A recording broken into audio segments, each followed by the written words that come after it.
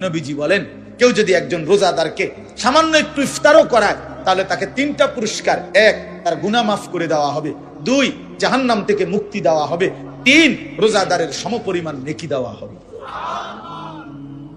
সমপরিমাণ নেকি দেওয়া হবে। তাহলে বলেন, আল্লাহ তাআলা অতিরিক্ত ইবাদতও দিবেন আমাদেরকে, রমজান ইবাদত দিয়ে সাজিয়েছেন, আবার নেকিও দিবেন অগণিত অগণিত অগণিত অগণিত। তাহলে এত কিছু দিয়ে আল্লাহ তাআলার উদ্দেশ্য কি?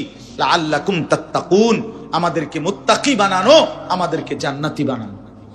আল্লাহ বলে, আমি চাচ্ছি বান্দা যে কোনো মূল্যে, কত অফার দিলাম, কত সুযোগ দিলাম, বান্দা তোমারে আমি জান্নাত দিতে চাই, জান্নাত দিতে চাই, জান্নাত দিতে চাই, জান্নাত দিতে চাই।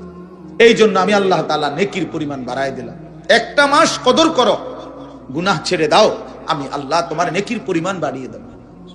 প্রত্যেকটা কদম কদম নেকি দান করে। দেখেন, সারা বছর মানুষের নেকি লেখে এই ডান কাদের ফেরেশতা, গুনাহ লেখে বাম কাদের ফেরেশতা। যখনই রমজানের চাঁদ ওঠে আল্লাহ তাআলা বলে, ফেরেশতা ডান কাদের, এক বন্ধু তুমি হরো বেটা।